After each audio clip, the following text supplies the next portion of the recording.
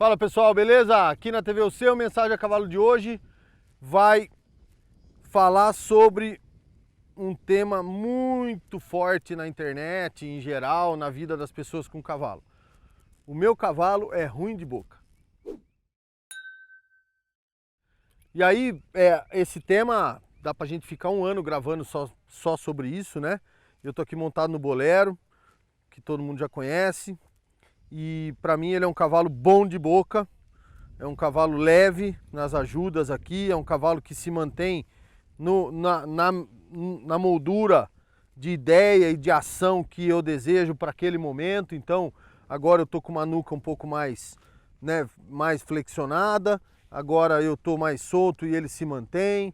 Ou seja, para mim o bom de boca, para falar diretamente na dúvida que surgiu, não é o bom de boca, só boca, é o bom de montabilidade, né? Às vezes eu vou ficar de costas porque eu estou indo e vindo e assim vai. A montabilidade, o que que é? É a condição que o cavalo te dá para executar as manobras, o que quer que você queira fazer. Essa condição tem que ser criada por você. E aí volta naquele vídeo lá, tem podcast nosso também, tem um monte de mídia aí, tem shot de segunda no Instagram, falando sobre a importância da equitação, né? Quer dizer, não adianta eu querer um cavalo bom de boca se eu não fizer esse cavalo ser bom de boca. Eu tenho que fazer o meu cavalo ser um cavalo bom de boca a partir, obviamente, de um programa de trabalho, de um programa de escolarização, de ensinamentos que fazem com que o meu cavalo, para o que eu quero que ele faça, ele seja bom de boca. Por que eu falo isso? Porque se eu fizer isso aqui, eu não usei a boca e ele parou. Então não tem essa coisa. A coisa do bom de boca é um termo que a gente usa e é comum ser usado, mas que não é a boca que faz tudo. A boca é o final de tudo. Por exemplo, eu virei aqui o meu cavalo, né? E não foi só a boca. Então, quando a gente começou a pautar, que a gente fala, quando a gente começou a levantar os temas para esse mês de gravação aqui com o André, esse foi um tema muito pedido, mas também foi um tema muito discutido entre nós. Porque a gente queria entender como é que a gente pode passar essa informação melhor a partir da dúvida aí que surgiu, mas a partir de uma visão mais ampla, mais sistêmica, mais abrangente e não só da boca. Porque se eu fosse falar, seu cavalo é ruim de boca, eu poderia falar assim, claro, vê a odontologia e vê o freio que você está montado. Ah, muda o freio, como muita gente faz. Muda o freio e seu cavalo vai ficar bom de boca. Né? Já acho que aqui na TVOC já passamos dessa fase, né? O seu cavalo é bom ou melhor na montabilidade a partir de coisas que ele aprende a fazer, que a partir do seu entendimento sobre biomecânica do movimento, a partir do seu entendimento sobre como é que o cavalo opera os movimentos dele, você coloca esse bom de boca para trabalhar para você, né? Então, a primeira coisa que eu falo sempre, nuca não é o principal e nem a primeira coisa a se trabalhar.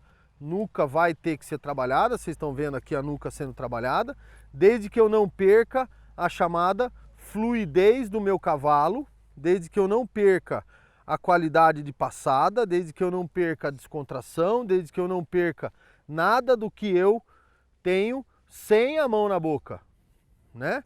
Então, o nosso desafio aqui é eu manter o meu cavalo descontraído com a nuca flexionada, você vê que ele tá, às vezes ele sobe, às vezes ele baixa, às vezes ele diminui o passo, e é o Bolero, né? Faz um tempinho que ele tá mais na escolinha do que gravando ou comigo, então é normal. O que eu quero aqui é que as patas estejam no lugar certo, no momento certo. Então, seu cavalo consegue fazer isso daqui, por exemplo, tirar só a garupa para um lado e para o outro lado. Pô, mas a pergunta foi sobre ser bom de boca.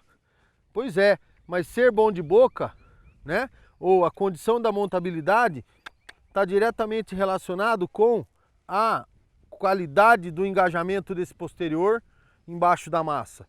Por quê? Porque o movimento nasce a partir do posterior. A partir do posterior, né? Então, se o seu cavalo consegue fazer isto aqui e tirar a garupa do círculo, entrando com o posterior embaixo da massa, ele consegue arquear a coluna e a nuca provavelmente vem, e daí a boca vai ficando cada vez mais leve, tá? Outra pergunta, o seu cavalo consegue mexer só a frente?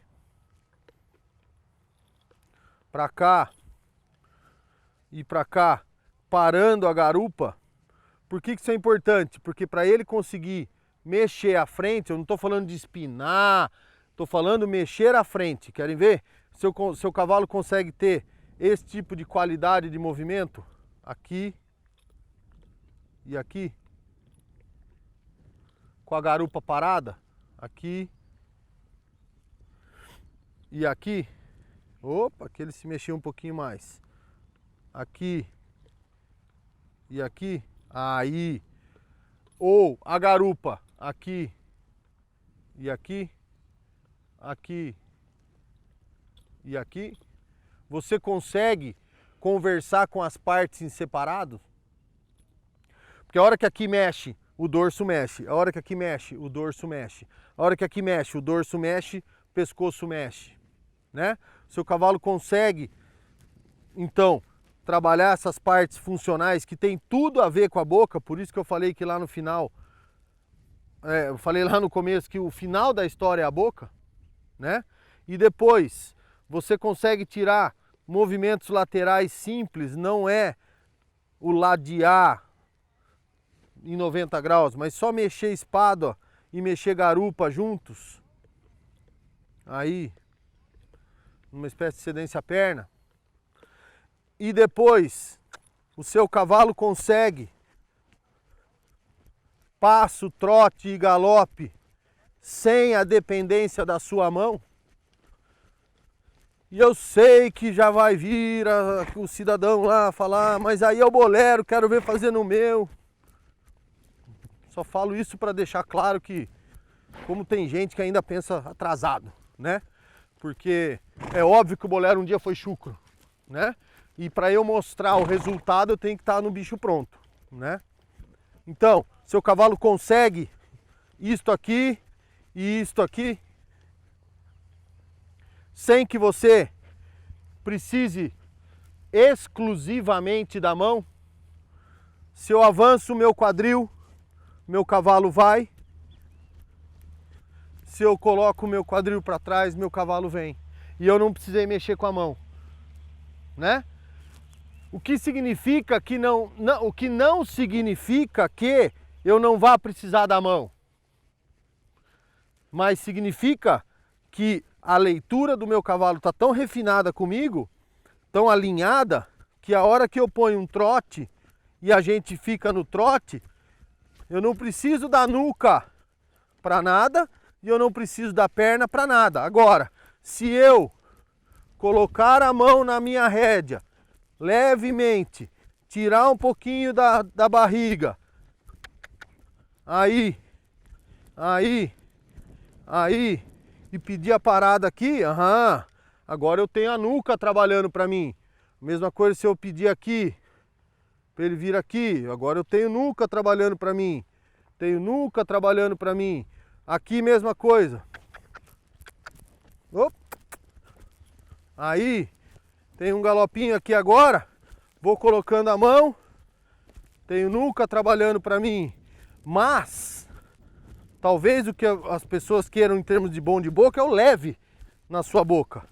É o leve na sua mão, né?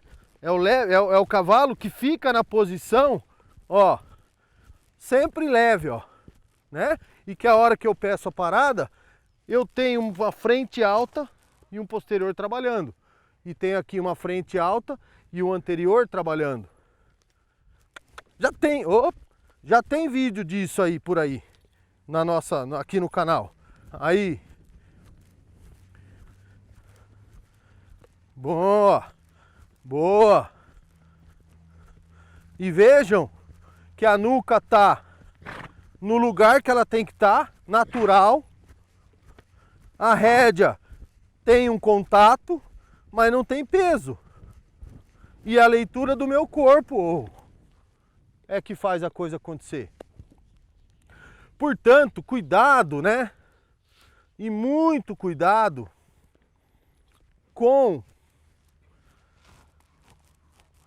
as ofertas milagrosas de freio, de super técnica, de não sei o que, papapá, papapá, papapá. Por quê? Porque elas podem até funcionar. E eu acho que esse é o pior da história. Mas até que ponto isso está fazendo algum bem para o seu cavalo? E mais, até que ponto você está construindo algo permanente? Né? Eu falei que o Bolero está dando aula de equitação na escolinha para a criançada. De vez em quando as meninas que vêm aqui montar tal, estão sem cavalo para montar, vai no Bolero e dá super certo. Por quê? Porque é um cavalo com a condição de montabilidade bem colocada. E por consequência, entre aspas, bom de boca.